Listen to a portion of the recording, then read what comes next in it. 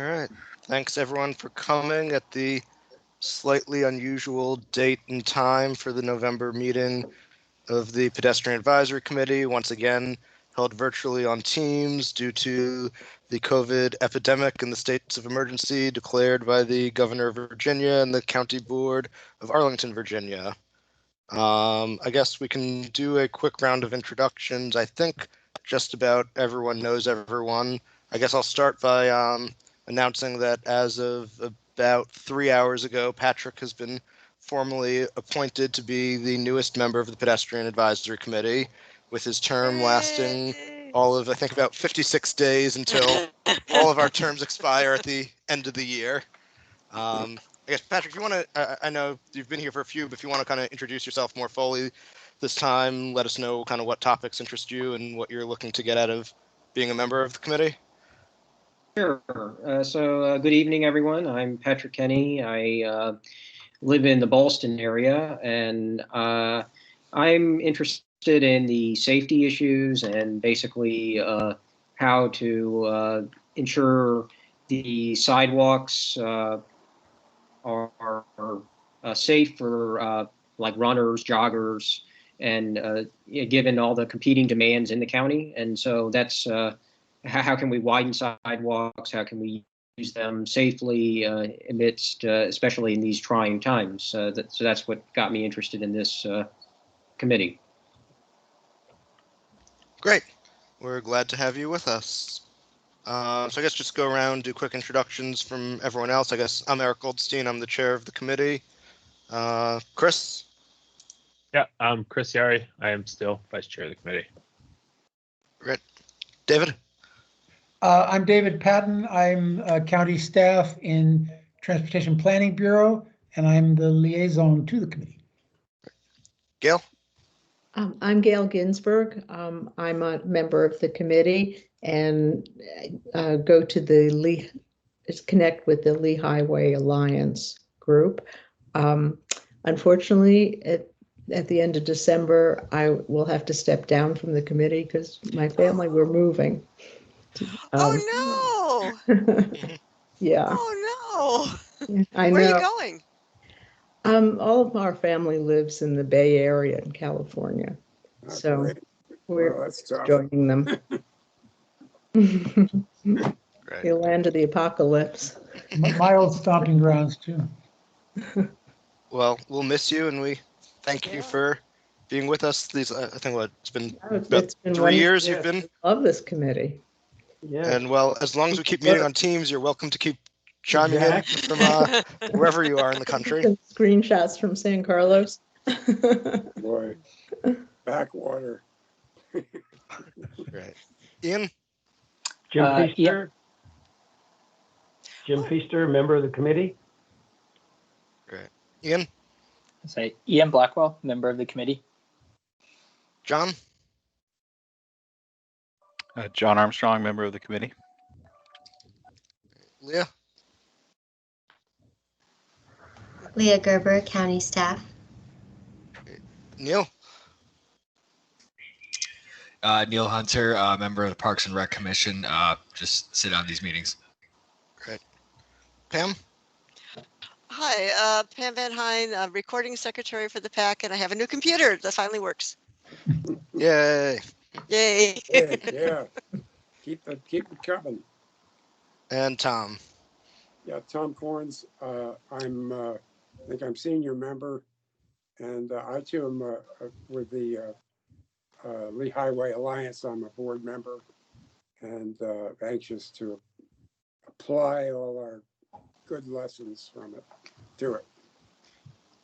Great. And we also have on the call Gordon Chaffin, who's a reporter with Street Justice. So we do have a pretty light agenda tonight. We've got our main speakers, Christine, who will be talking about Vision Zero. So I'd sent out earlier or during last month the draft of the Vision Zero action plan.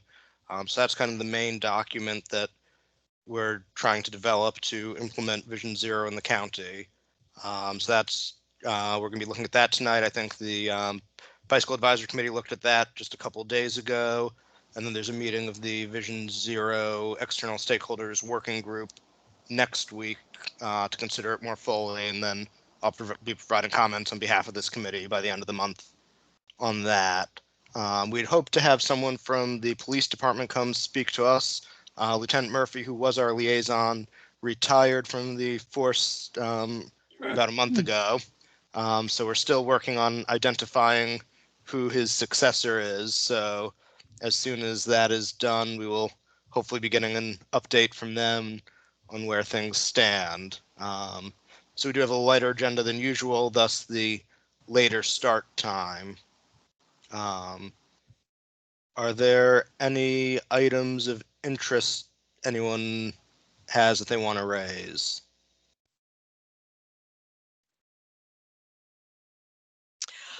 I'll mention that tomorrow is the Boundary Channel public meeting, and that you can still vote. That's a VDOT project, and the VDOT Route 1 public survey is still open until November 15th. And Army Navy Drive is having a public meeting coming up with a chance to provide input. So there's a lot of stuff going on in my neighborhood. Yeah, Eric, did you want me to say something now about the GLUP study? Yeah, that'd be great. Okay. Yeah, I represent the Pedestrian Advisory Committee on the study of the general land use plan for the Days Inn Motel at the corner of Pershing and Arlington Boulevard. Shushan, the developer, has submitted a request for to alter the zoning requirements. There's no site plan, and there's no, the only document they have, or the only guiding, is the general land use plan. So the county has initiated a study. It had one meeting, and it's very preliminary. And basically what Shushan would like is to have the zoning changed so that they could build something, either to have it changed such that it would allow either a commercial building, an office building, or a residential building.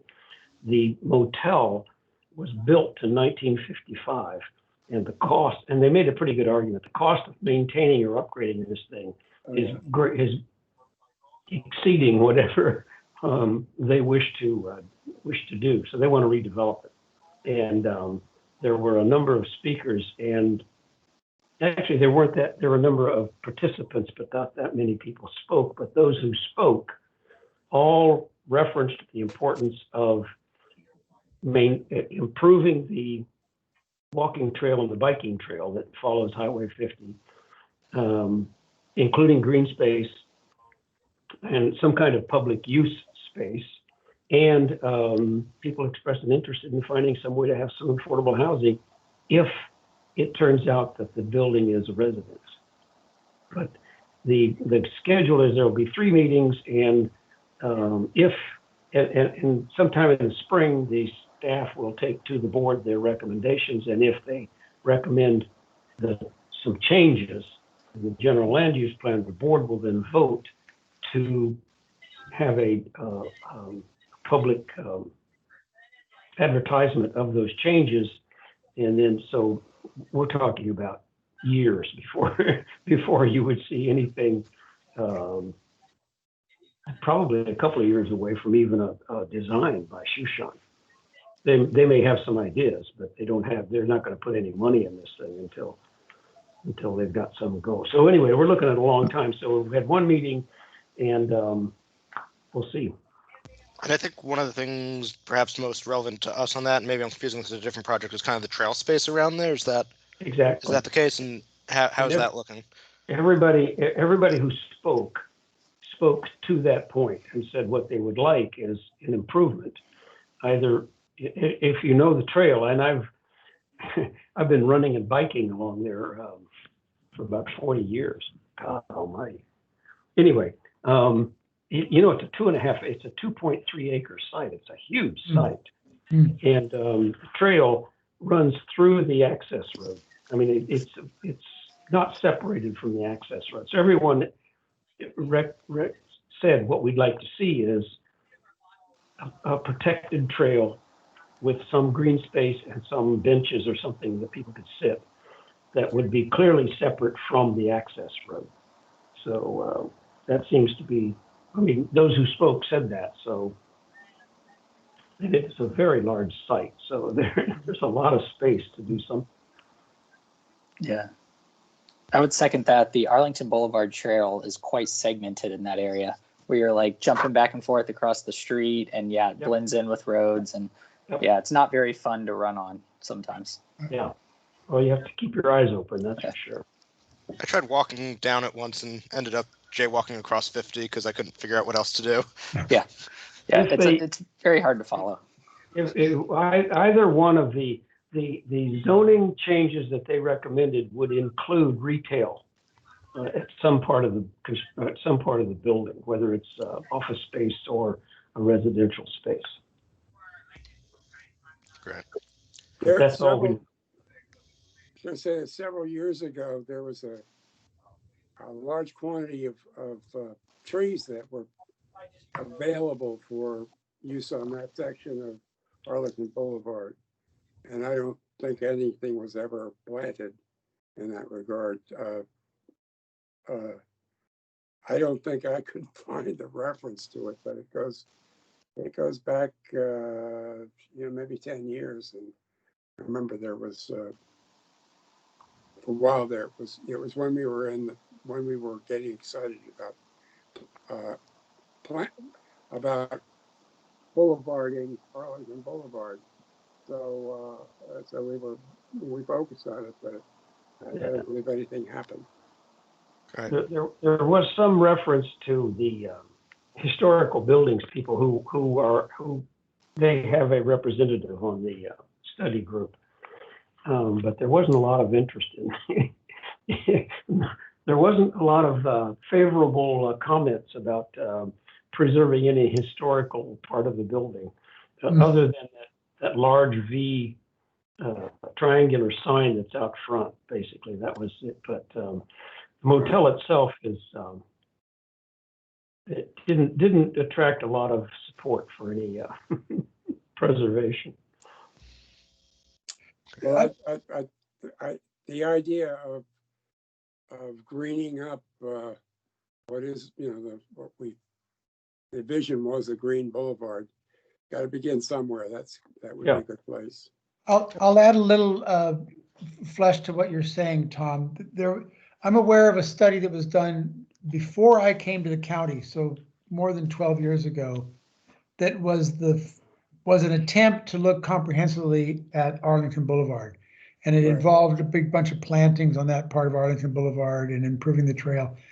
And I don't know the names of the players, but the firm was actually dismissed. The firm that did that study for the county was essentially fired. And I don't know all the reasons, but one of the things they encountered is that when you turn the corner south of Pershing and start heading west across the county, the neighborhoods on the north and south side of Arlington Boulevard could not agree what they wanted the road to become. And it's VDOT right-of-way, which complicated things. Yeah. So that was the last time that an attempt was made to kind of conceive generally a real plan for the entirety of Arlington Boulevard, and it ran aground. So this is a little bit of a beachhead at one end of what's available to reimagine. And it could be a lot better. I mean, there's no curb and gutter along Arlington Boulevard there. There's a bus stop. It's just a muddy mess. And that little piece of road next to the motel is used for long-term parking for airport limousines, things like that. Right. Yeah. So it's an exciting prospect to get in there. And as Jim said, it's a big site. It's an exciting prospect to make kind of a gateway statement about both Pershing Drive, which is getting a lot of attention with protected bike lanes and traffic calming, and Arlington Boulevard.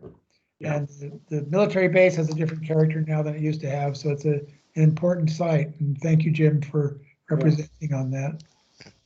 So I think the other ongoing thing we've got someone representing on is John. Have you been doing something on the Clarendon sector plan? Yeah, so briefly, that it's just kicking off. They've delivered some some presentations and materials on YouTube. I watched it last night. It looks like initially the topic of conversation is going to be in the sector plan.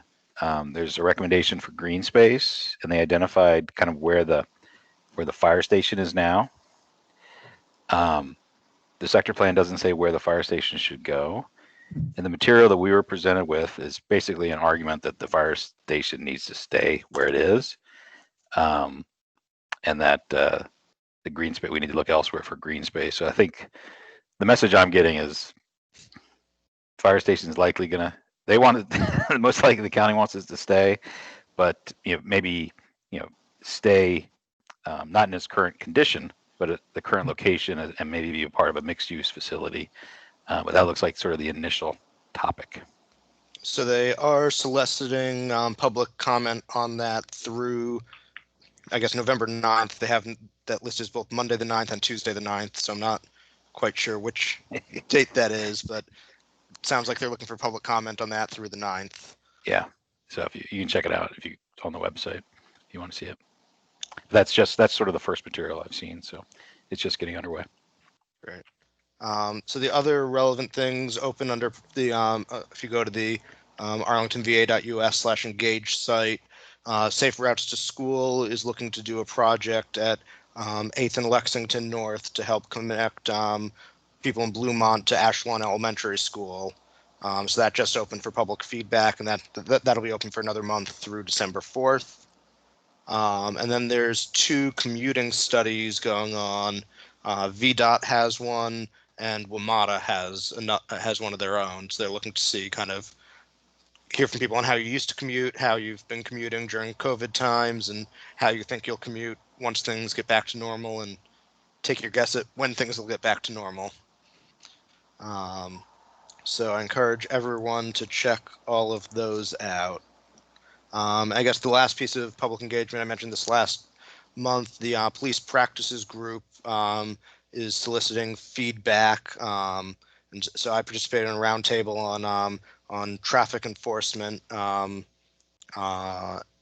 guess that was 2 weeks ago. So they're looking for feedback on that, as well as various other aspects of ACPD policy. So again, all the links for all of these are on the arlingtonva.us/engage. Any other projects I missed? Patrick.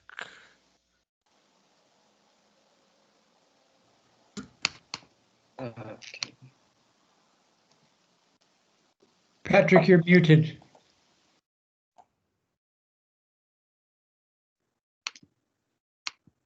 There you go. Okay. There you Okay. Yeah. So for the police practices group,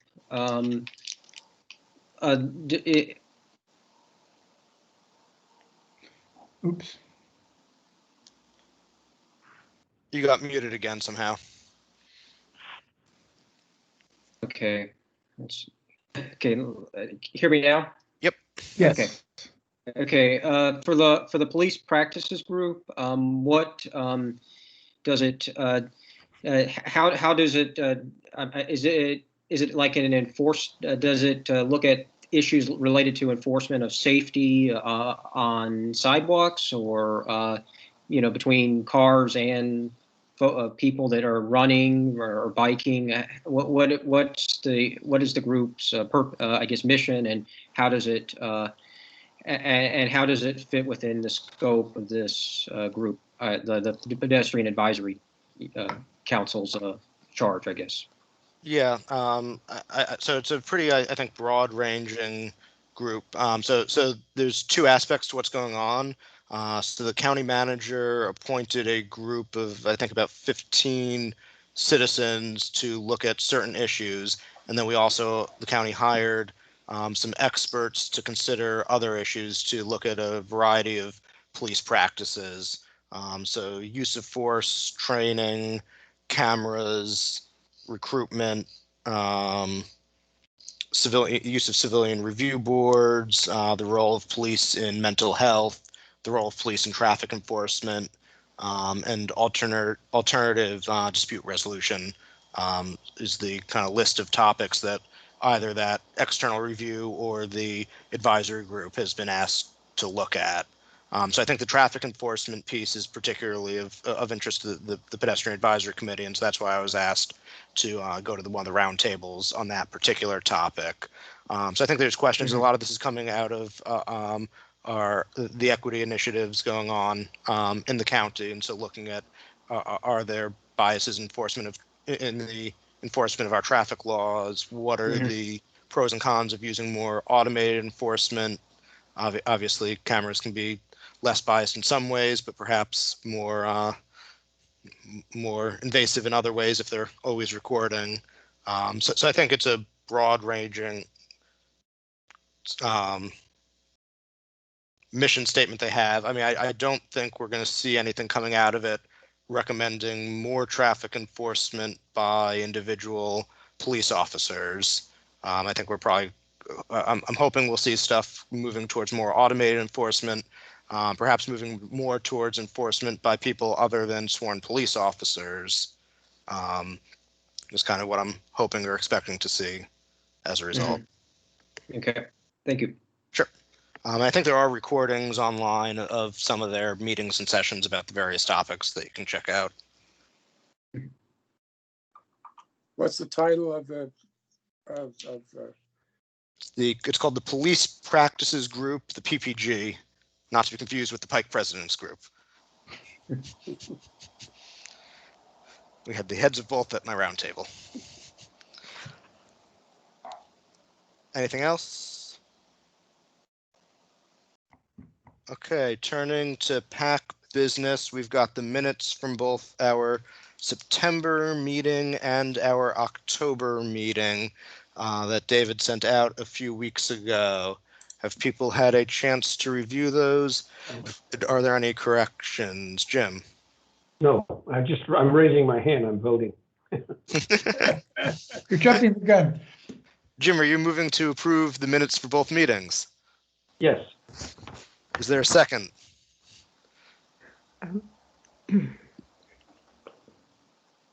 have one correction. I'll second. On last month's. All right, Gail? Yeah, under the general updates, David, Yes. on the Highway Alliance, instead of ROW, I think you meant room for. Oh, Yeah, thank you. you're welcome. I will And I fix. wasn't sure who, am I supposed to be Miss Gill? Did I do At the that? beginning of that paragraph, the name Gill? I changed that. I saw Gil, I changed it to Ginsburg, but Yeah. I missed Okay. I missed ROW and room. That's all. I had a couple corrections in the October minutes. It just a couple changes in words here and there.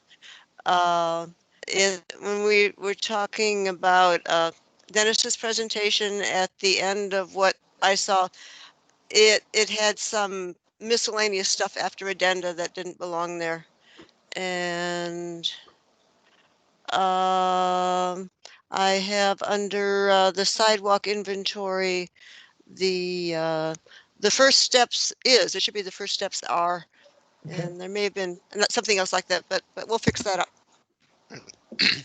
Any other corrections? Hearing none, the minutes are approved as corrected.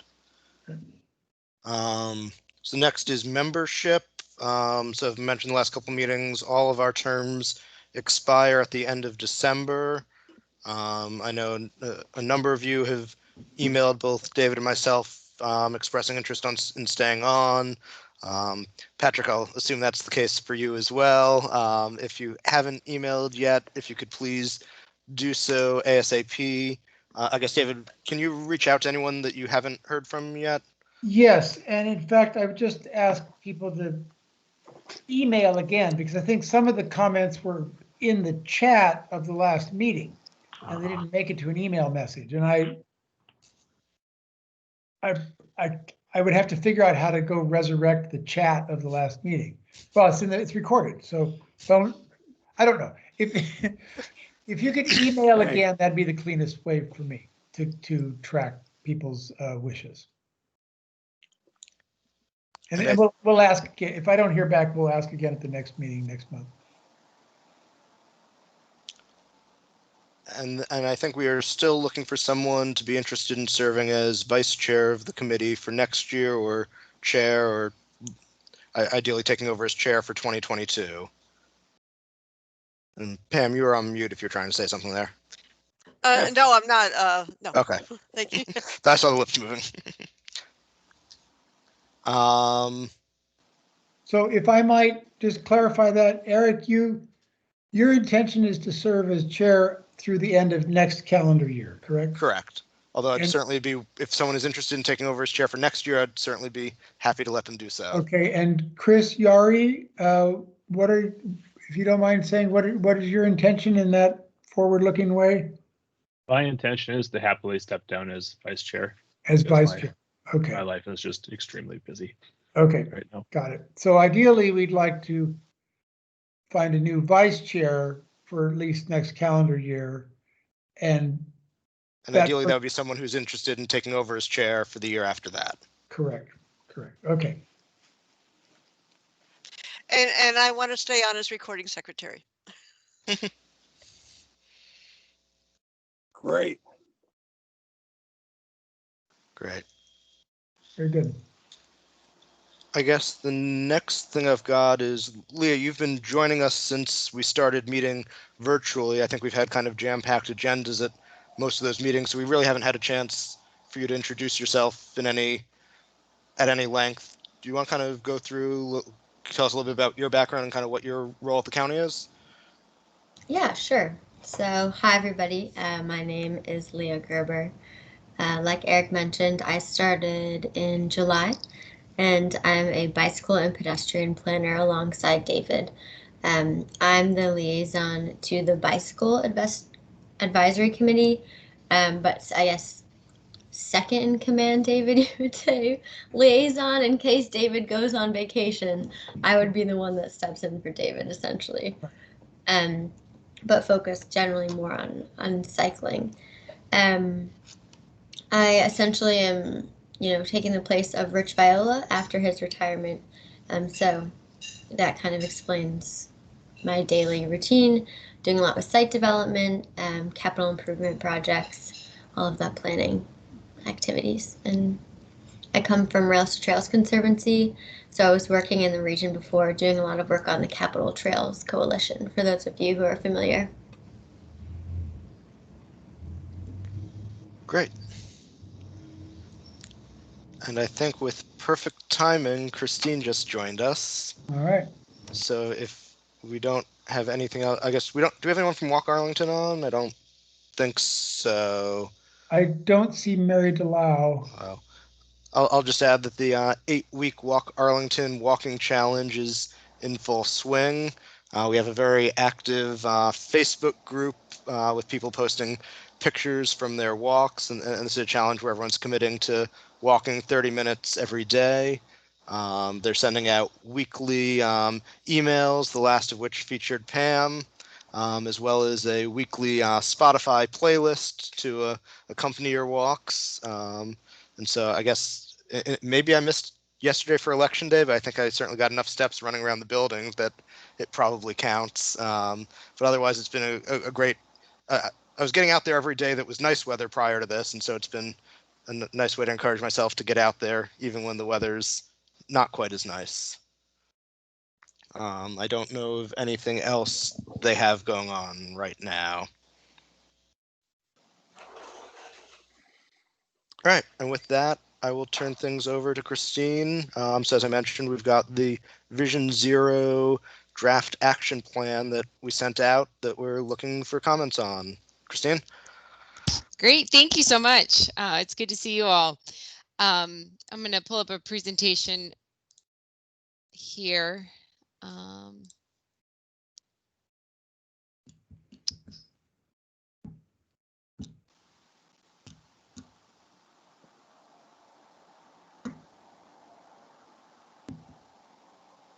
There it is. All right, you can see it. All right, so as Eric mentioned, you all may have seen the list of draft action items that we've developed. And you can also see on the first page, it's very heavily caveated, and that's because it's very much a work in progress.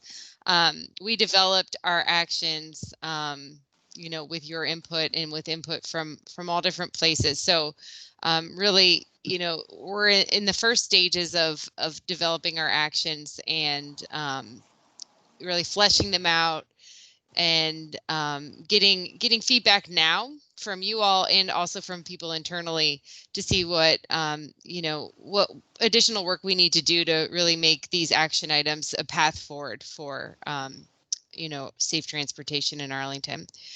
So I'll talk about our timeline and our progress to start, then we'll get into those action items, and then we can talk about next steps. So here's our timeline. As you know, over the course of October, we were doing our engagement with the public, and we had the engagement period open actually through mid-September all the way to the end of October. And we had two major peaks in responses, and one was at the very beginning, and then one was at the very end, because we really wanted to get a diverse response and a large volume of responses. And after the first couple of weeks, we kind of saw a lull. So we really tried to get the external stakeholder group to help get the word out, and then we also just used all the county's different channels and APS channels, and really working with partners to get the word out, and that created this second peak. So we got about 500 responses, which was good. We did everything in English and Spanish, so we were hoping that would also help broaden our reach. But moving forward from that engagement period, we are now in the November to December point here, and you can see we're talking about the feedback that we received. So we are busy trying to get through all the comments that we got through the online form and through the map. And then we're working on drafting this action plan. So that involves conversations with every bureau. I'm talking with people throughout the entire county right now, as the rest of the Vision Zero team is. And, we're just, working hard to take all the feedback we got, and then also take all this internal feedback and start crafting our actions. And then we will be drafting the action plan through the end of the year, hoping to have a nice draft for folks to review by January, February next year. And then we'll be doing another engagement period in March, or maybe late February, March, to get feedback on that draft. And then we're hoping to get it to the board for adoption by May. So, we've got another checkpoint coming, and we've made some really good progress to date. So the action items are divided into 5 categories, and we've got one that is overarching policy. So that's kind of really the structure of the program and some of the core principles of the program. Number 2 is data and evaluation. So those are actions that are really targeted towards the data and the analysis that we're doing as part of Vision Zero, as well as reporting. Then, there's a lot in the process and organization. So we're trying to, really target our action towards improving processes, improving the way we do things, and the way that we respond to or proactively address safety. There's also actions circled around engagement. So that's communications, that's engaging, that's outreach, and also creating channels for feedback. So that's a big one. And then last, we have partnerships, because we know that, there's a lot going on in the region, there's a lot going on nationally, and we have lots of different partners to leverage and work with to help make our streets safer. We want to emphasize that Vision Zero is about changing the way that we do things at the county. And you'll see, these action items, some of them are things we're already doing, but a lot of it's really enhancing those items and, it means increased collaboration, increased reporting, and then also just more on the day-to-day to help address safety and make sure it is a priority, because it's obviously a priority right now, but we want to make sure it's the main priority and the main consideration when we're making decisions. And that goes for safety and equity. So I'll jump into program fundamentals. Can I actually jump in with a question there? Yeah, So please going feel back- free to interrupt with questions. I can't see your hands if they come up, so feel free to interrupt me. That's fine. So if you go back to the list of the 5 Oh, categories. So the first one, the overarching policy, I guess, wasn't called out separately on the draft you sent us. It had 2 through 5 on there, numbered as 1 through 4. So can you just go into a little more detail on kind of what the overarching policies are that are being considered? Yes. So overarching policy, they're in some of the other categories, but for this presentation, Way had actually pointed out, she's like, you know what, let's create a new category. So it's a little bit different, but it's in that same document. And I just realized you guys are finding the flaws in my presentation. This one's supposed to say overarching policy, not program fundamentals, but it's the same thing. It has the same symbol. I'm sorry. But yeah, so you can see here. Was that your main question, Eric, or was there something else? Yeah, that was the question. So yeah, this is our overarching policy program fundamentals, and equity is the core of this. As you all know, Vision Zero is all about equity and ensuring that the transportation system is safe for all people. And so to address that, number one, we'll be designating equity emphasis areas. So that'll be something that goes beyond just transportation. We'll be working with the county manager's office, and also different departments within the county to help identify equity emphasis areas. MWCOG already has some designated for the entire region, but as far as what is in Arlington, we think we can go a little bit deeper and also focus on, some of the transportation opportunity pieces of equity. So I know some of our neighbors like Alexandria and Prince George's County have adopted the MWCOG's equity emphasis areas straight up. But we had some apprehension with that because we felt like maybe it didn't have enough coverage over the entire county.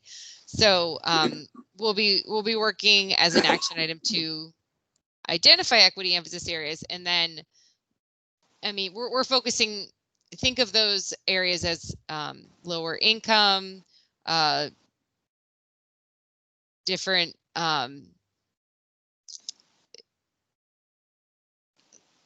different ethnicities and races. We want to be able to identify some of our more vulnerable populations that, may not have as much transportation opportunity or access to transportation. So then we'll be using those areas to help prioritize investments and engagement. So those areas will be used and possibly integrated into different criteria as we look at, funding and things like that. So that is the equity piece. And I think that's one of the areas where we're still fleshing some of this out. And then we also have funding and resources, which is a huge piece of Vision Zero, as you all know. So we want to establish a dedicated funding source for safety projects and programs, and then also designate Vision Zero specific program staff, because right now, people who are working on Vision Zero are also working on a lot of other things. So we want to be able to have more of a safety team that can really focus in on these issues and, guide that program as we continue to progress. So are there any questions on these actions or ideas that you want to share? I just have one. This is Tom Corns. Yeah. And this is all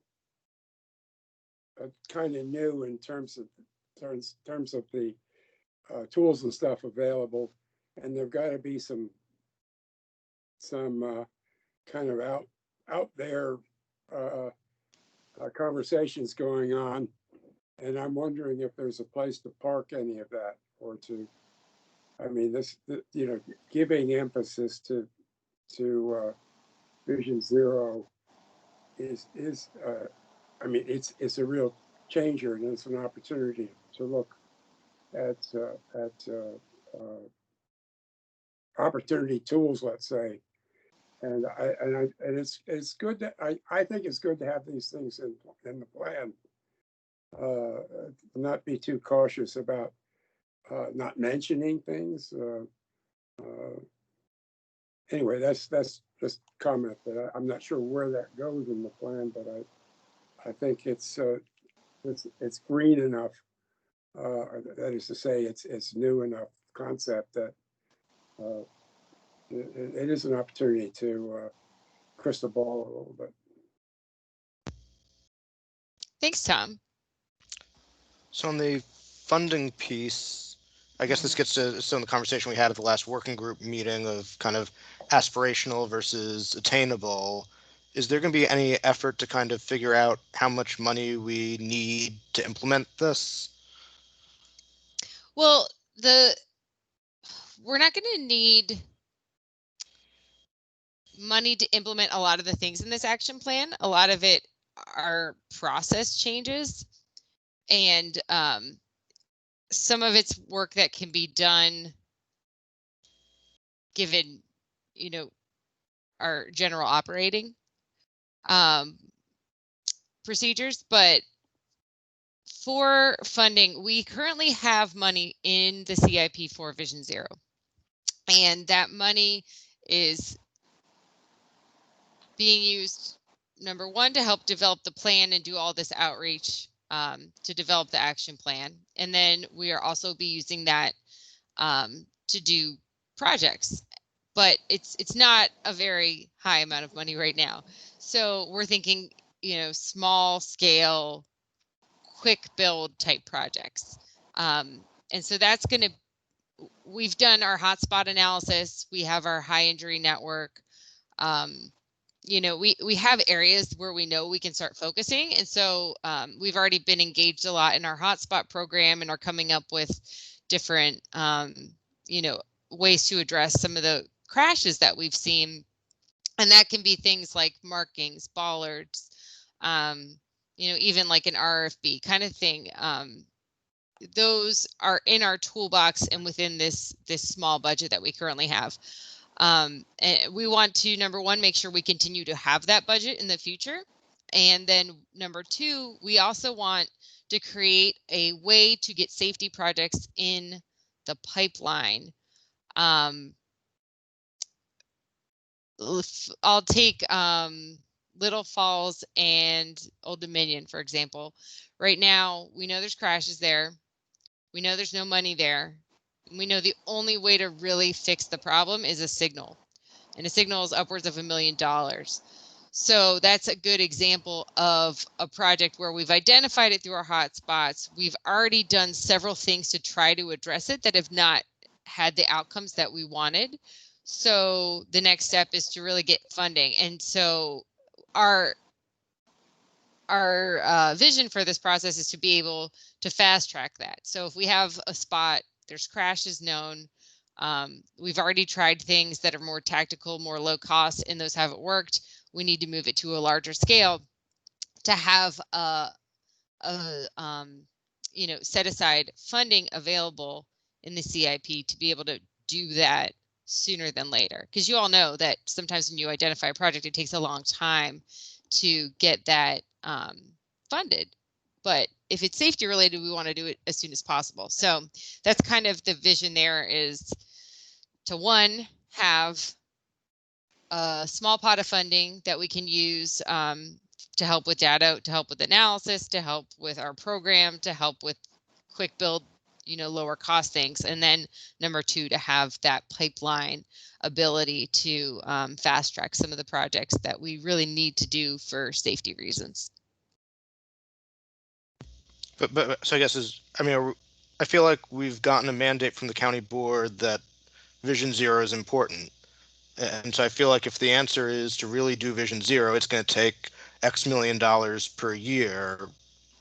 this is the time. We've been asked by the county board, what do you need to implement Vision Zero? We should be coming back with part of this is we need a certain dollar amount. So it says is this just gonna be open? We need funding, or are we trying to kind of quantify that? I do not know exactly how we are approaching that question to the board. I think we probably want like $1 million a year to be able to do stuff, but number one, we're in a very interesting budget climate because of the pandemic. And I also haven't had in detail enough conversation with leadership about that. So I'm not sure what we'll be asking for, but I know this is a priority, and also, the board would probably, as we move towards the adoption of this plan, be, interested in funding things like that. So I don't have a specific number amount for you that I can. Well, I don't even know what it would be at this point. But I guess my question is, do you expect the action plan to have a number amount when it goes to the board in May? That's a good question. Or I'll change that to. I would suggest that we have one. I'll make a suggestion, not a question. $1 million. No, that's great. This is the kind of feedback that we also want to hear. Like how can we make this better? How can we make it effective? So if we have a set dollar amount. Other thoughts on this piece? The equity or the funding?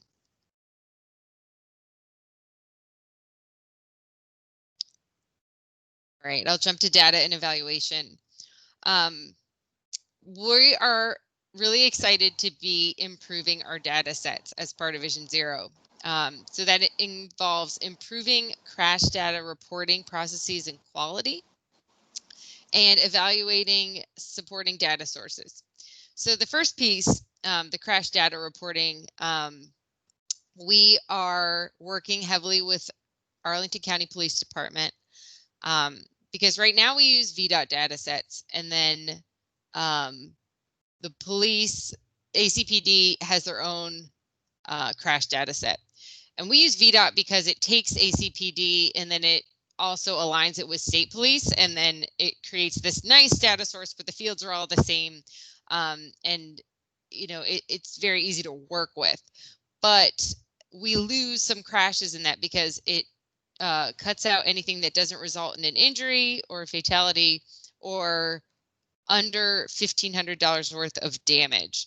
So we inherently are going to lose some of the crashes using the VDOT data set. So we are going to be working with ACPD to try to get access to their database more easily, and then figure out how we can integrate those two data sources so we don't lose some of those smaller scale crashes, but we can also have the Virginia State Police crashes.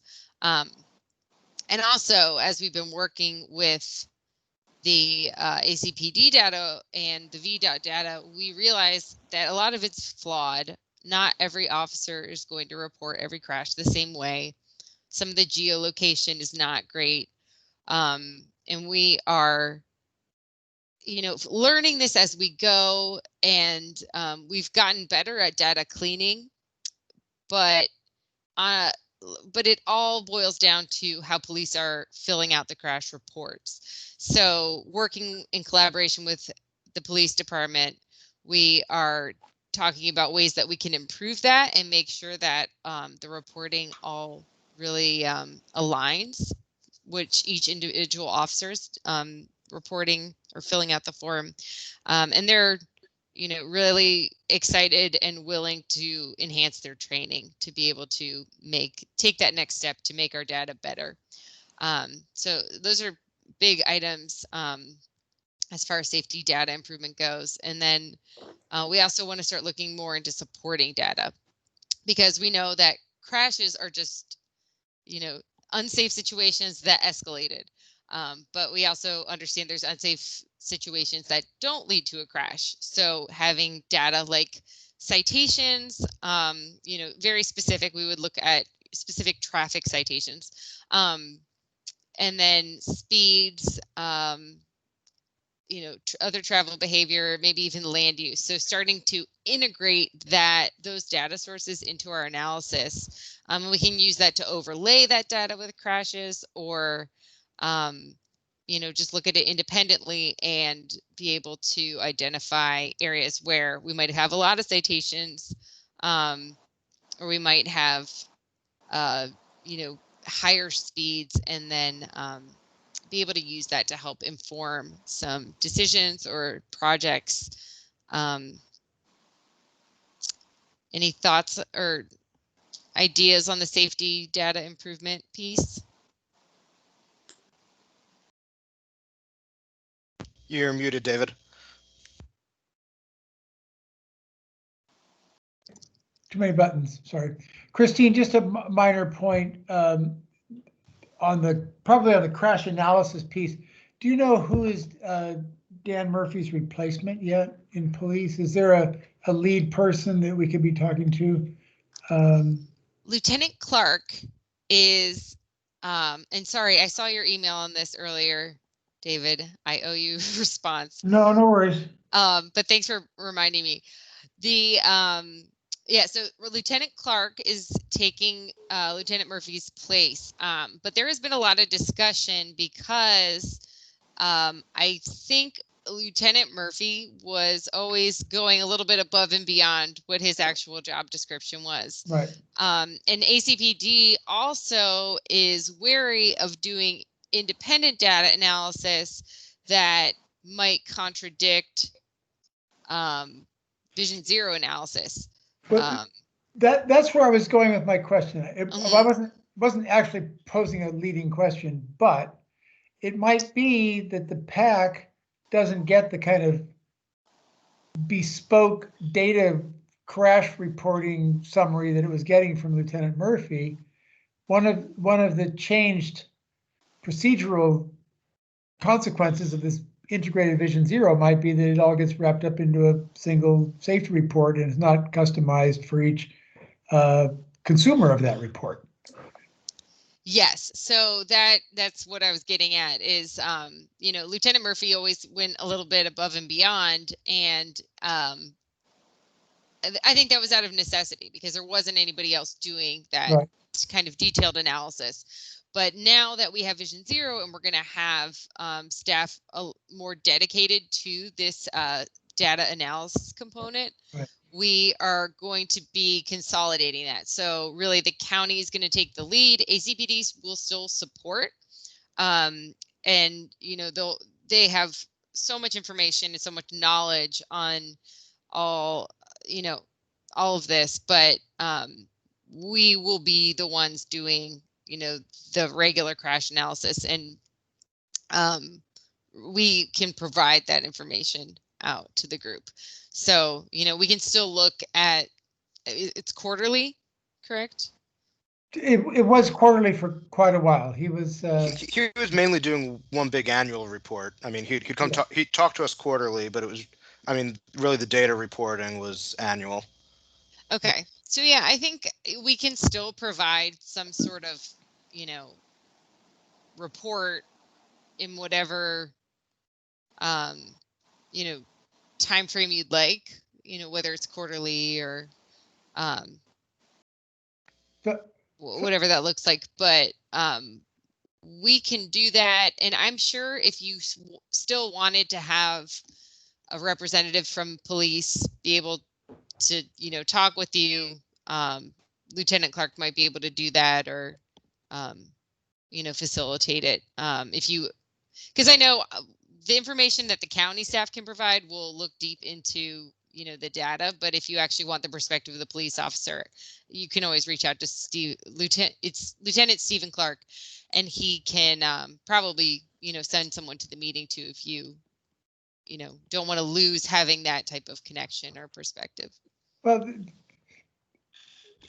I'm going to ad lib here a little bit. I think the whole safety question, tracking, monitoring, reporting, collating data is really important to the pedestrian committee. And the pedestrian realm overall has a history of not getting the attention it might warrant. And Lieutenant Murphy was great about paying attention and coming and communicating that. I think that the silver lining of this approach might be that if the police department and the county staff are working closely together on the data and the reporting, that's an advance, because sometimes the police don't really listen to county leadership as much as county staff might wish they did, because they have their own leadership. We all work for the same manager and the same board, but it's really quite a separate organization. So if it's through the medium of the Vision Zero program that everybody plays together better, that sounds good to me. And I would not like the pedestrian committee's interest to get missed, and I don't either, wouldn't want, somebody to go to a huge bunch of effort to prepare a special custom report for the pedestrian committee, but it should be in the mix. And I think you understand that. And if the police, if the successor to Lieutenant Murphy understands that, I think that's a good start. Great. I'd like to make a point. When you mentioned conducting before and after studies, some of this could be very important.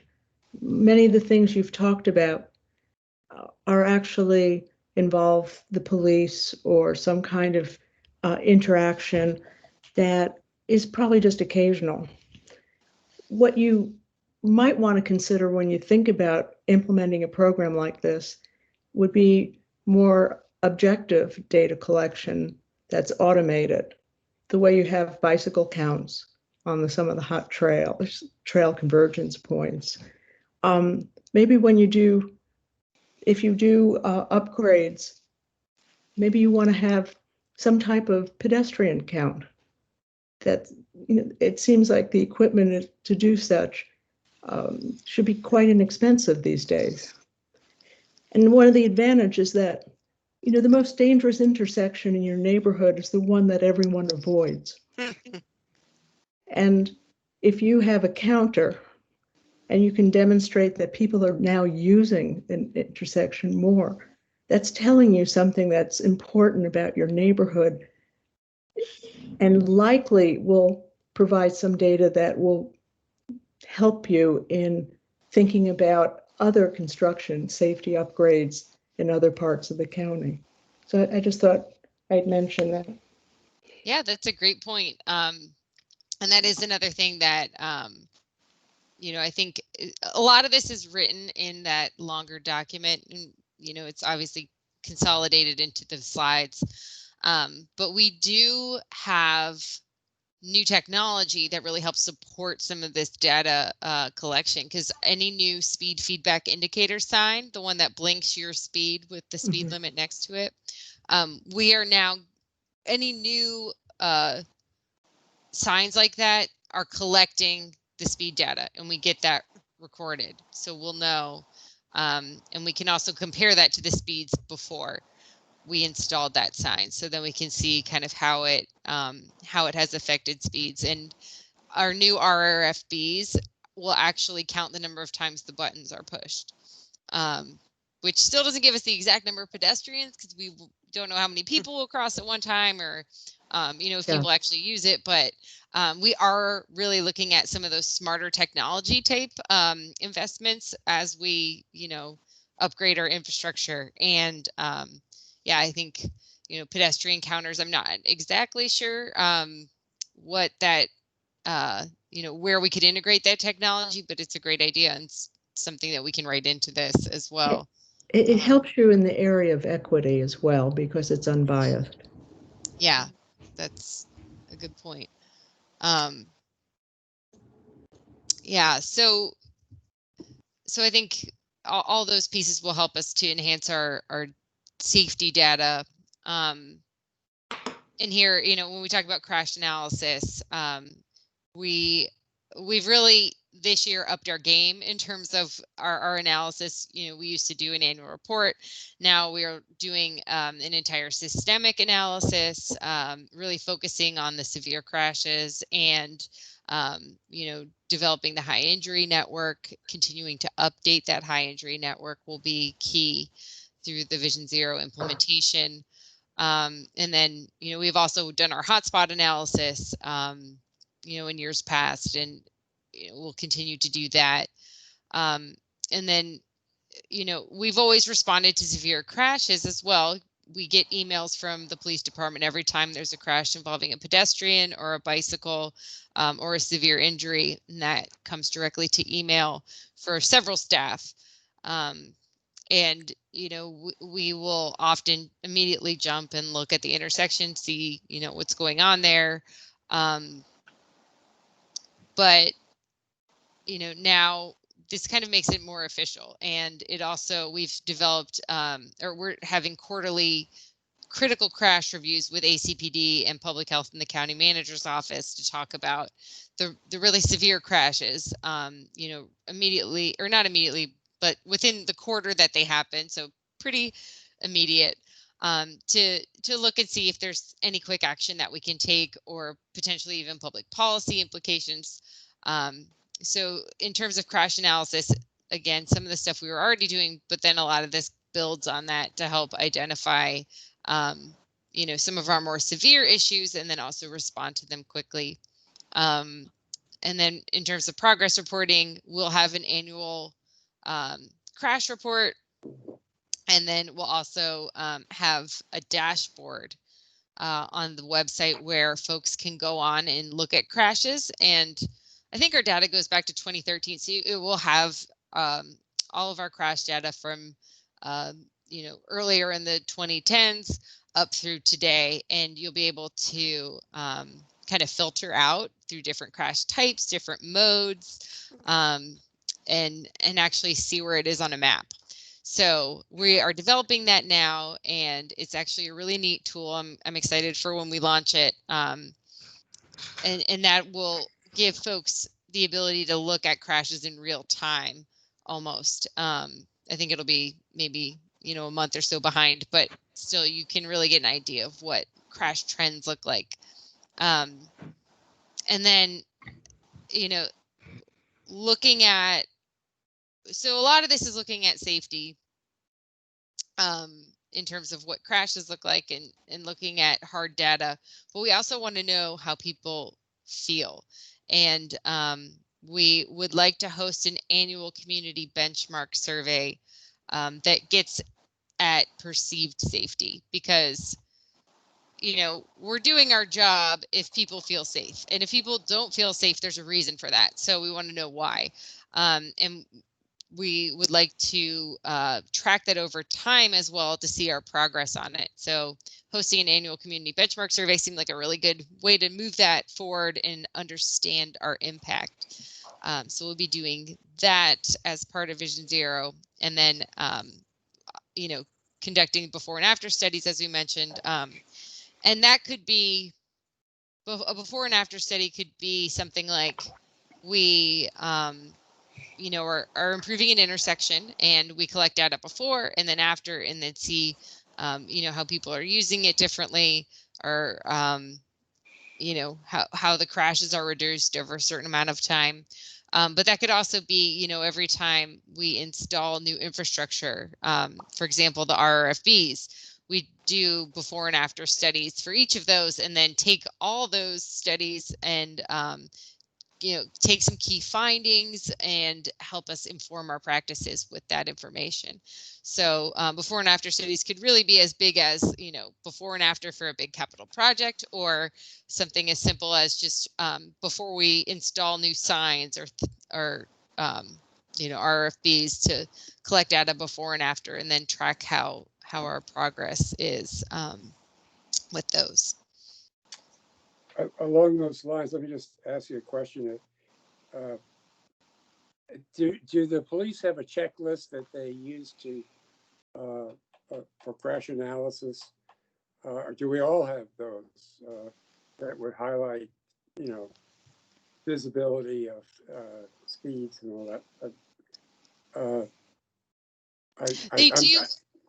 So the way their form is, there's different categories. And so one category would be lighting, and they can say dark, lighted, not lighted, things like that. And they can, check off different factors that were involved.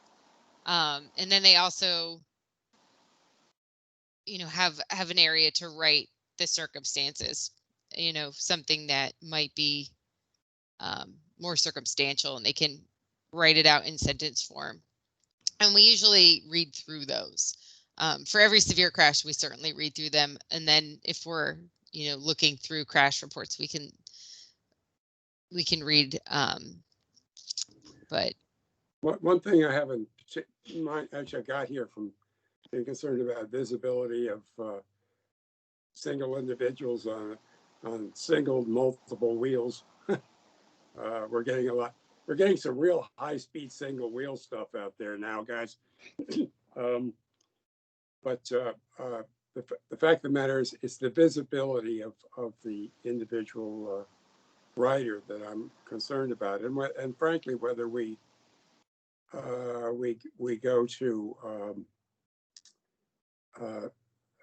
some means, whether it's requirements of for greater visibility. And I guess visibility in terms of the bike lanes or whatever travel lanes they're talking about, we're doing a better job of that overall. It's wonderfully better of creating travel lane facilities for cyclists and mono-wheel riders and roller skaters and so forth. But to me, that's something that would go into a police report. Just how visible how adequate the travel lane and so forth was, and how visible the individual was, whether it's light being lit at night or reflective or whatever. okay. I'd like the comments on that anyway. Yeah, they certainly say that in the actual descriptions that they write, but that is a good idea to potentially have some kind of multiple choice list where they can indicate things like that if it's not already there. I don't think they have something to that degree, but we'll check. Yeah, be good.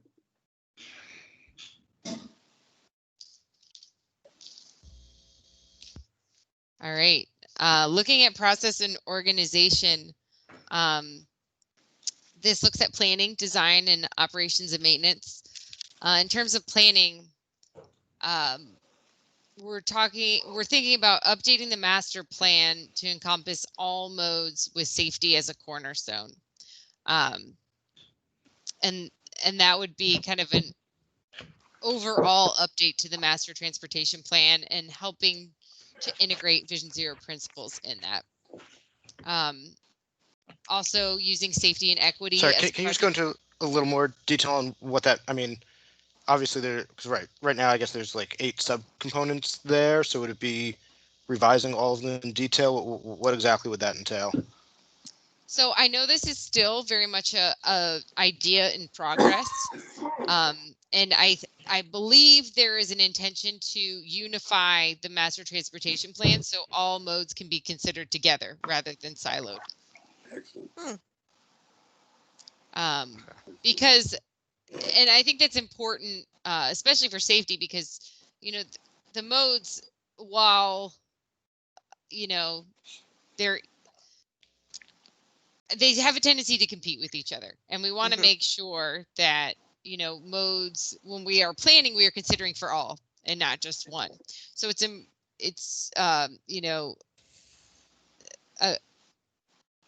a good idea to get that thought process very unified. And then I think the master transportation plan includes safety now, but not to the degree that it doesn't mention Vision Zero. It doesn't have some of these principles in it. So we would want that to be integrated into the MTP at some point. But obviously there's going to be budget constraints with the MTP and timing, and we'll need to integrate all of the, a lot of those elements have been updated recently. So we'll want to build upon the work that is there, not replace anything. So I'll just add as a gut reaction to that. I mean, the pedestrian element in particular has not been updated in a while. And so I think once it becomes a combined document, it becomes much harder to update. So I'd want to particularly get a good focus to getting that updated before it gets combined in, because I think once it's combined in, I mean, it probably turns into a 3-4 year process to do any update to a combined document. Okay.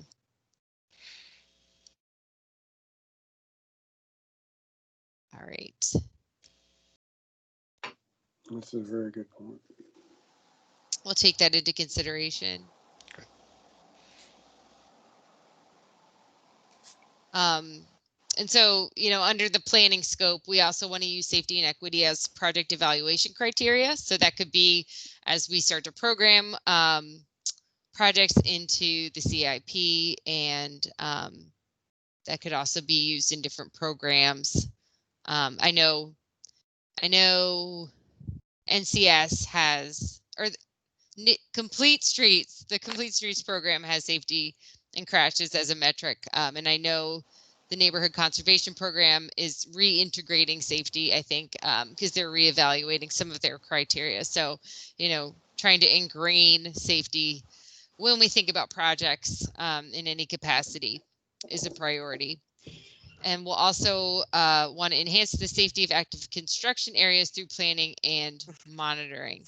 And yes. I know that's something that's very important to this group.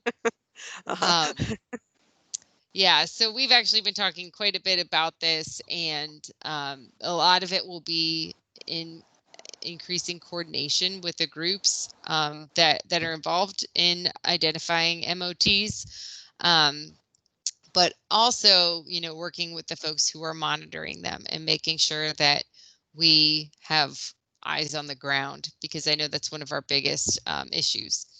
And that's another place where checklists work. Began with pilots, went to doctors, and so it's checklists seem to be a very positive thing to do. Might be good for construction people. Yeah, I know they have them, and I know that at least the folks that do internal, or like our street teams and crews, go through strict training, and they carry through that. But we also have contractors that are out on the streets, and we also have utility companies, and a lot of times utility companies will have ad hoc permits, so they're able to go out and tear up the street whenever they need to, which is good, because if a utility breaks, you want it to be able to be fixed quickly. But it also creates challenges, because we won't always know if there's is construction happening or why it's happening if it's a utility company. So we want to have a little more control over those ad hoc permits, and be able to communicate and coordinate with those utilities a little bit better, because I think that is one of our big problem areas. So we have some contacts, and we'll be reaching out to those groups to figure out how we can make that process better, because I think a lot of the active sites where we spend time on an MOT and we implement it and we check on it, that's obviously going to go a lot smoother than some of these areas where a change needs to happen really quickly. Folks get out there, and that might not be their first priority, is thinking about making sure people can still access the site safely. So I think those conversations will be really important. But I think it is important to add to that even where everything's going according to process, I think we do have policies that need to be revisited. So I think the solution of close the sidewalk, make the pedestrians cross over, go down and cross back is used too often, and that the construction sites need to find a way to use less space, or we need to close parking, or we need to close a travel lane more often than we do. So beyond where it's not enforced or not monitored or there is no MOT, we need to really look at when we're going to close sidewalks more. Hey, Christine, this is John. Can I add one more thing? Jump in.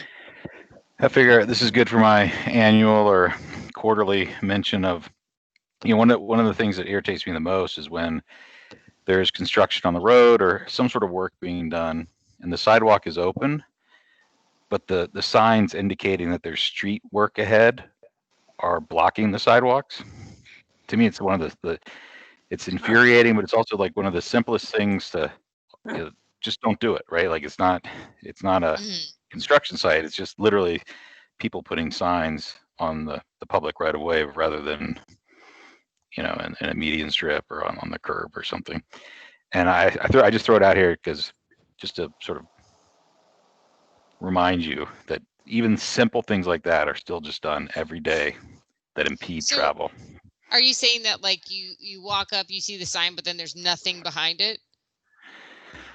No, I mean, like let's say there are 2 lanes of a road are going to one for some construction. The sign notifying cars that there's work up ahead, I see, like is directional blocking signage. the sidewalk. It's just plopped on the sidewalk. I move those all the time, and a lot of them are big, and you can't really move them. And it's just infuriating that for no reason other than, these construction crews they think it's okay to block the sidewalk. I think we were told a year or two ago that the guidelines from the state on that became much clearer that wasn't allowed. So I know there was some hope that would get better. I guess I haven't seen it as much recently, but I don't go by construction sites as much as I used to. So I don't know if you're still seeing that pretty regularly. Yeah, yes, definitely a problem. And it's not even just for construction. It's like for those 2-day projects where it's just a roaming crew, and generally, like it's the kind of the lowest person on the crew is told go put out the signs, and they don't know. They're not really instructed the proper way. Again, I just throw it out there as a reminder that it's a very simple thing.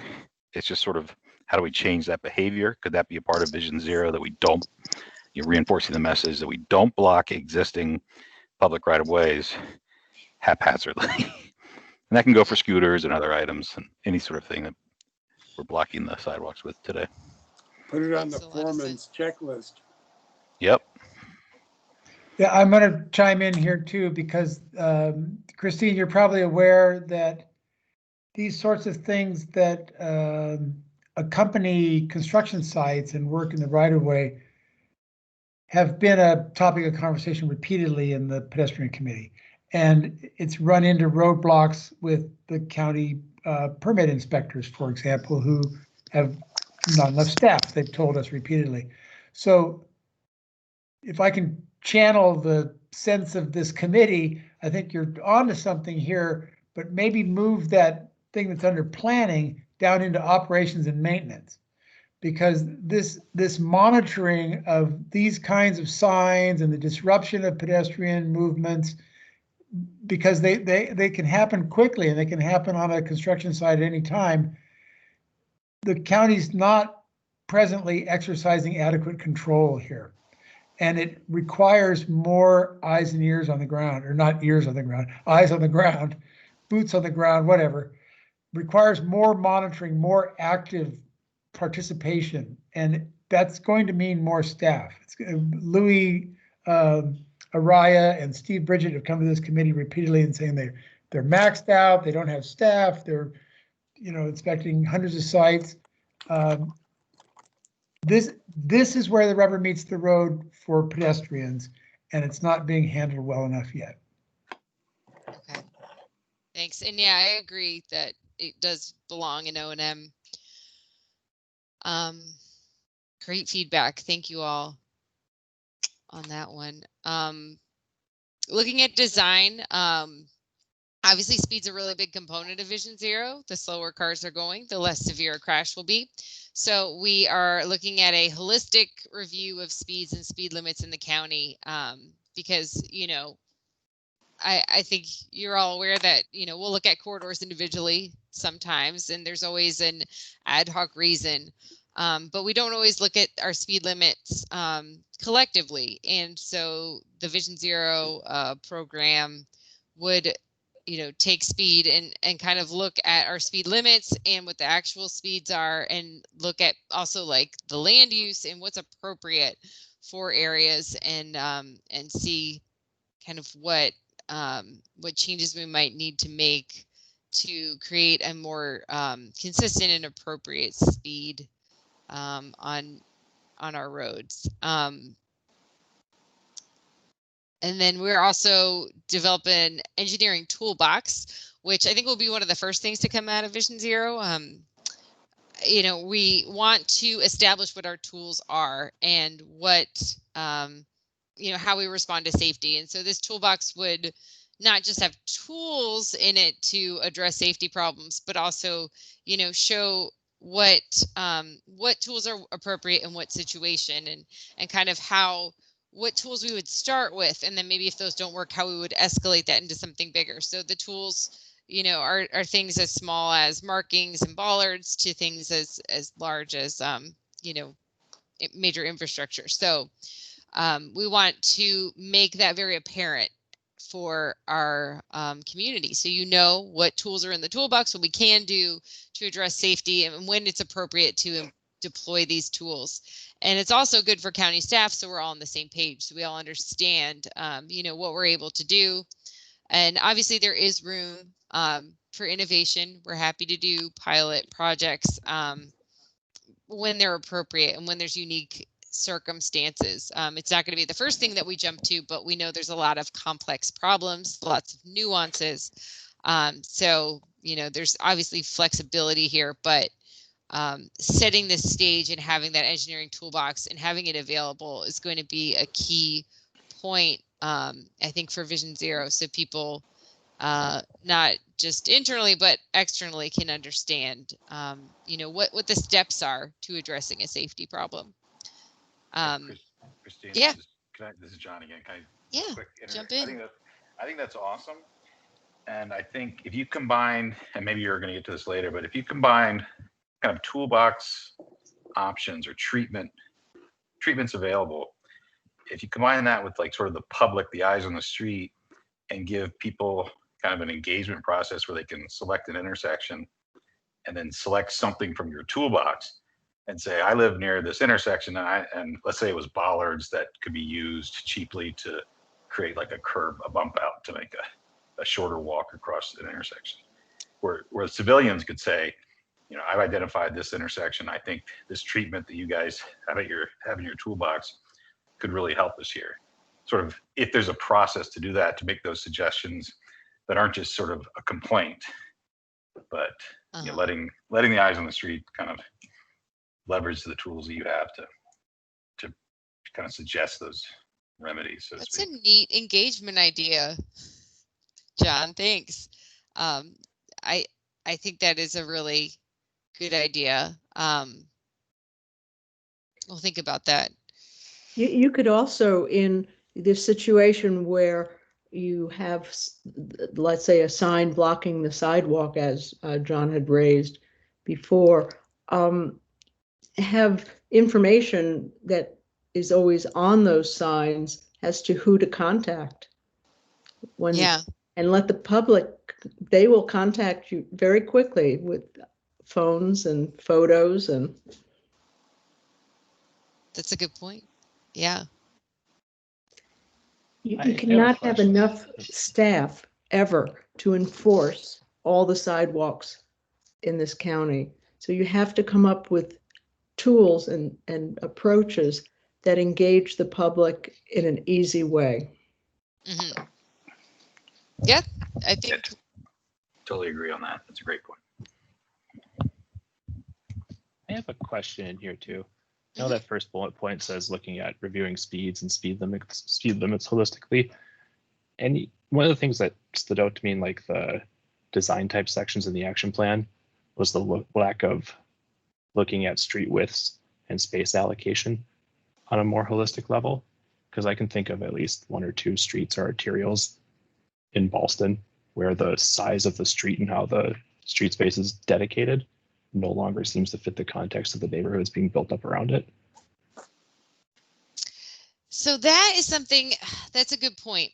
And I don't know, right now we do that when that street comes up on our repave list, because that's the real opportunity to be able to make that change. It's hard to do those outside of repaving, but again, if we had that vision. That's what I'm thinking. Yeah. Yeah, that's a really interesting idea. I will add that. I guess is the other aspect of that maybe then that our repave list needs to be driven. I mean, in part it's road conditions, but say current safety needs to be a criteria in prioritizing for repaving then. So that's actually in this O&M bullet. Great. Eric, good segue. Yeah, so integrate safety needs as criteria for maintenance procedures. Right now, we do get the repave list not too far in advance, but far enough where we can take a look and see if there's areas that have been on our radar that need improvement, or have opportunities to enhance the infrastructure. And it's great. Water Through Streets is extremely collaborative, because we'll say, for example, like Wilson Boulevard was on the repave list last year, but we were like, wait, that section of Wilson Boulevard could actually, we might be able to, reallocate one of the lanes. So can we hold off, do a study on that? And then they ended up repaving it this year with the changes. That's towards the county line out in the west. And we were able to, add the bike lane and reduce the number of lanes. So we're already doing that quite a bit, but I think formalizing that process will be great. And then I think there's a way to maybe tie that idea to the street widths piece. In that way, we have a plan almost for these streets before they hit the repaving list. So I just want to jump in real quick since it's almost 9 o'clock. I'm certainly happy to stay on. I think this is a good conversation. I just want to check primarily with you, Christine, and with David, if you guys are able to keep going or whether you guys need us to wrap up. I'm fine. I just, this is a kind of a marathon session for Christine. I don't know that you bargained for. No, I don't mind. I don't mind. I think you're getting good feedback, which is great. No, I know you have a baby and you may not have bargained on being on stage for an hour. No, it's fine. I don't mind at all. It's fine with you. Great. Yeah, but I won't be offended if folks do need to drop off. So yeah, on this O&M bullet here, we also talk about guiding traffic enforcement with safety data, and that'll especially be automated enforcement. We know that automated enforcement has the least chance of having any type of bias.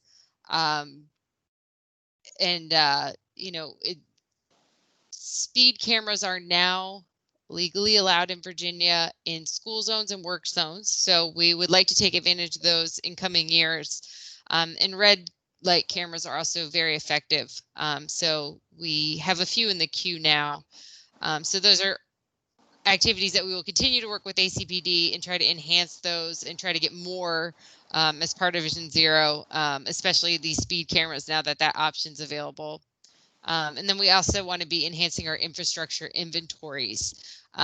We've been working to get the cartograph system ready, and I think we are close to being able to actually launching that and then using that to, keep track of our infrastructure. And then we can actually use that in some of our data analysis too, to look at the systemic, safety issues, seeing, if there's certain crashes near certain types of infrastructure type things. So I think there's a lot going on in terms of operations and maintenance that we can make a big impact. So I've got a couple comments on this slide. So one specifically for the automated enforcement. So concern with that came up in a different conversation is while the automated device might not be biased, there can be bias in where you decide to put the devices. Yes, that's so true. I just want to make sure that is thought about. And the other, I think it goes somewhere on this slide. I don't really know where, but the only place that disabilities were mentioned in the action plan was in the engagement. And I really think that needs to also make its way somewhere to, I think it's probably the design section here, maybe it's planning, but called out specifically somewhere in this group of items. Yes. Yeah. I think a lot of it's kind of implied in different areas, especially like the inventories. We want the ramp inventories to be, robust. But I do think we need to call it out. And Dan actually attended the DAC meeting. It was either last week or the week before, to get feedback from the Disability Advisory Committee. So great point. Yeah, but that's something that we will be doing in the next iteration.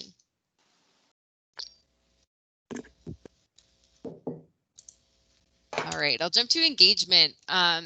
Public involvement. We want to ensure that community engagement efforts consider populations of all ages, abilities, languages, incomes, races, ethnicities, and neighborhoods. We try to do that now, but it's very challenging. And I think you all are familiar and close to this, that, we can't always get people to be involved, no matter how hard we try. If, we do pop-ups and go to them, I think that's usually the most effective way. But engagement and public involvement takes time, and it also requires budget. So we are going to be pushing for any projects that come up moving forward to have a more robust community engagement budget, so that these types of, that all populations are considered, and it's not just, let's have a public meeting and throw an online form up and call it a day. Like, we want to be making sure that as we engage people in the transportation process, we are reaching out to different people that we might not hear from. And, that's going to be a big effort. We have very limited comm staff, but we see this as important. So that will be a priority for leadership within transportation, and as we work through projects, to be able to get the word out better and get more people informed. And this one's one of the bullets I'm most excited about: create a one-stop shop on the county website to report safety or maintenance issues. As you all know, there's report a problem for problems with existing infrastructure. And then we have C3, the DES-TEO email address, where you can email a safety concern or other concerns that you want to report to the county.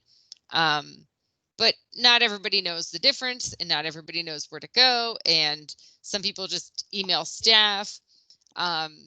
We will have a one-stop shop to be able to report those issues, hopefully without any confusion, and have that really readily available, easy to find on the website, so that anybody can go on and report something. You don't need to know the email address or anything like that. So that will hopefully make engaging more equitable, and then also just easy to use. Can I comment on that? Yeah. Wonderful. That's a great idea. I'm really happy you're doing that. And both the maintenance of transportation during construction has been a huge issue, and reported problems has been a huge issue for us over the years. And one of the categories we definitely want added to report a problem or the new system is reporting construction issues, because there's no way to do that. We also really want a map like you used in your recent public survey. Issues on a map where we think we concerned about a particular intersection or sidewalk. And I think that's a lot of the Vision Zero places already have that, and I really hope the county has that. It would be nice to have a place on Report a Problem to report. It's not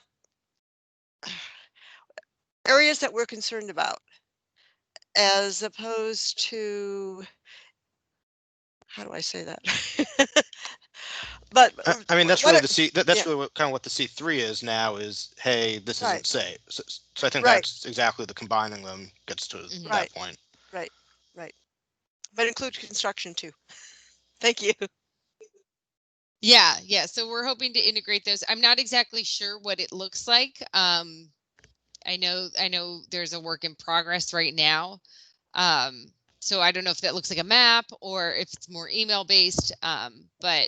But thank you for that comment, Pam. I think being able to report construction issues is a great idea, and then I'm not exactly sure how we'll end up using the map tool, but I've noted that it would be preferable to be able to map out safety issues as well.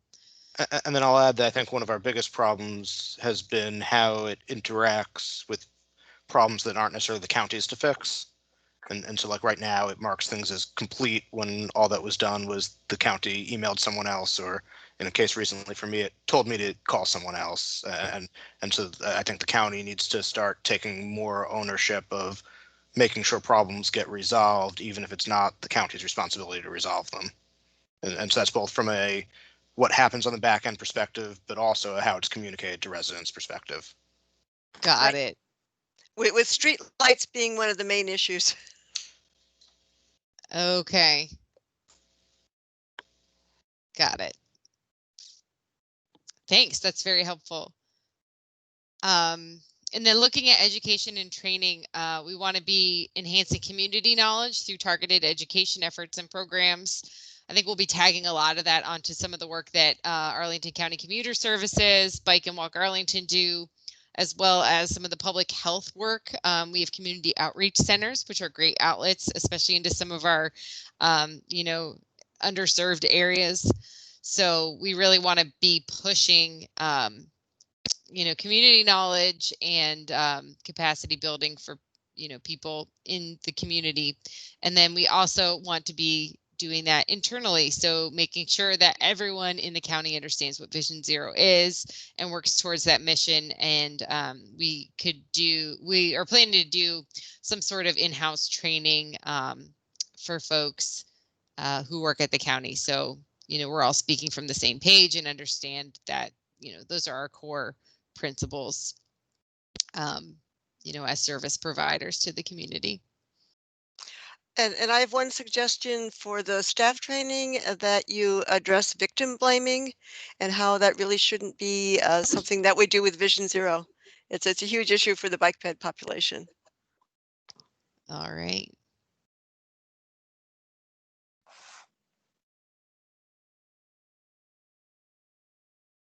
And then last on our list, last but not least, partnerships.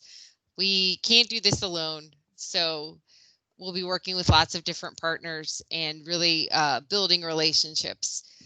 Internally, we'll be collaborating across departments on transportation safety activities. We were doing that before Vision Zero. Now that we have been developing our action plan, that is happening so much broader and so many more conversations are occurring. There's a lot more collaboration. It's really cool to see, and I think it's only going to get stronger, especially as we implement the action plan. We'll also be integrating Vision Zero principles into other county planning updates. So that goes for any plans that are done in any other departments, ensuring that this transportation safety principle is part of their update. And then looking between agencies, one of the key things, this is another really big bullet, streamlining coordination with VDOT on safety issues. You saw, if you look at our high injury network, about half, maybe more, are VDOT roads. We're looking at Glebe. We're looking at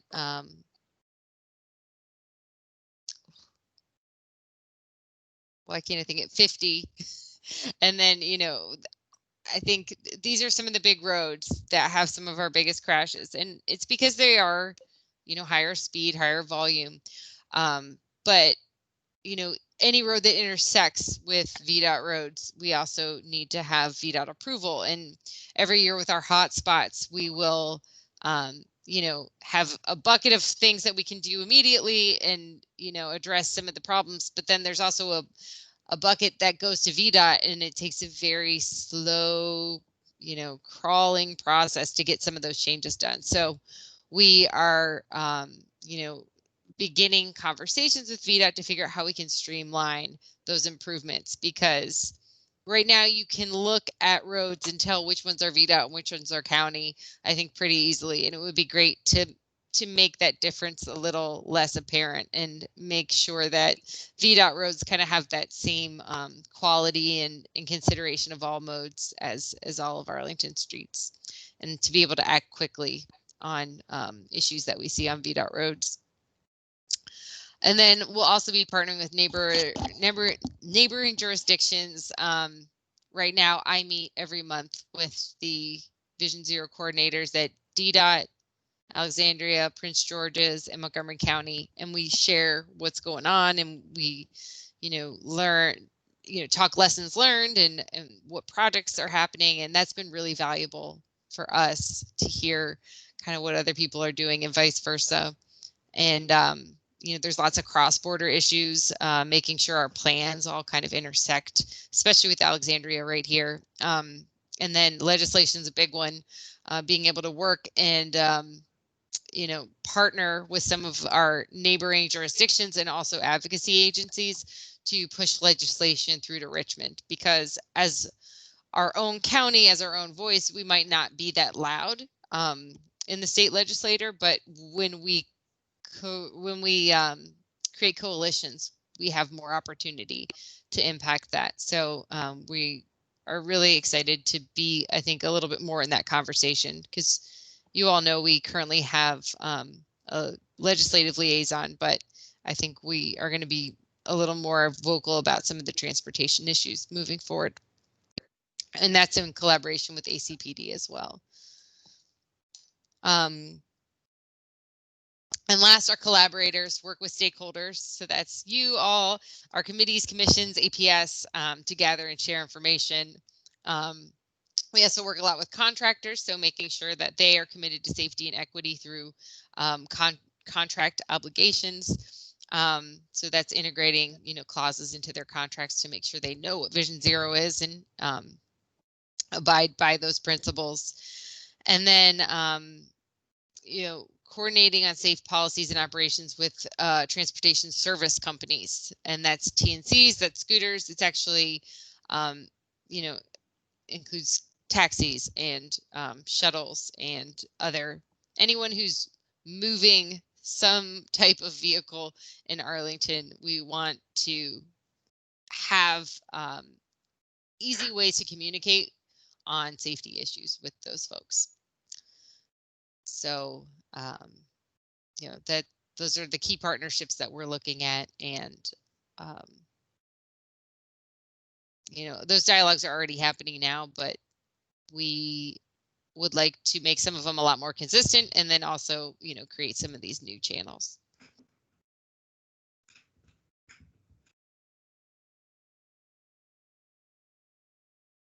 Let's have a parade. Wow. Yeah. That's a lot of content, Christine. Yeah.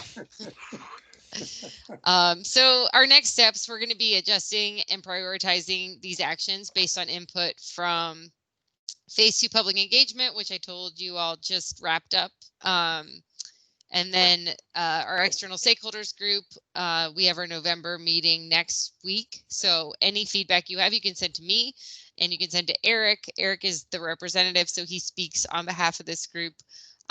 So, I'm very happy to get all the feedback we just got, but if you think of things afterwards, just message us and I will integrate that.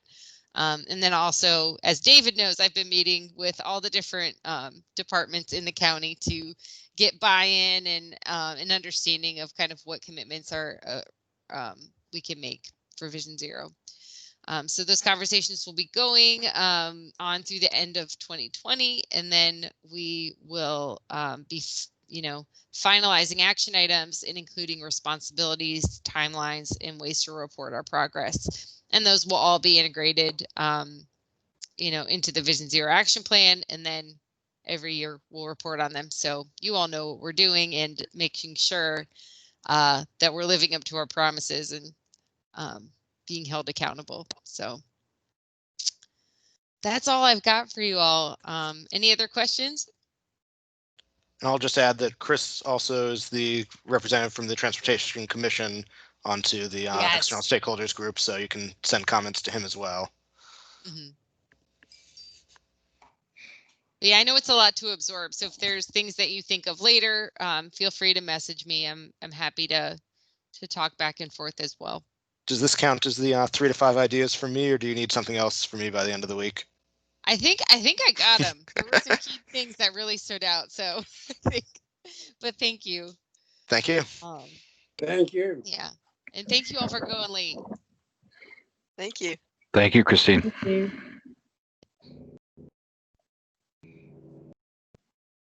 All right. Well, if there's nothing else, it's 9:16, so we've kept everyone here plenty late. Thank everyone for joining. I'll see everyone next month. I don't have any agenda items for next month, so if anyone has thoughts, I'm thinking maybe if we can get the MOT guys back, that might Ooh. be a good thing. Just we try and meet with them regularly. I think we were on October's, so Yeah. that get pushed to December, and then I guess we'll need to elect a vice chair next month. So please make sure you email David and myself on whether you're interested in staying on the PAC. Finalize all that. Bon voyage, Gail. Oh yeah. We will miss you. I mean, Thank you. what a nice ouch you got there. That's great that he has to California. We'll still see you next month, Gail. Yeah, I beg your pardon? We'll still see you next month. Yes, yeah. Great. Good. All right. I'll All right. declare us adjourned then. Good night, all. Thank you very much. Good night. Thanks, Bye, everyone. everybody. Thanks. Thank you. Good night. Bye-bye. Night, Chris.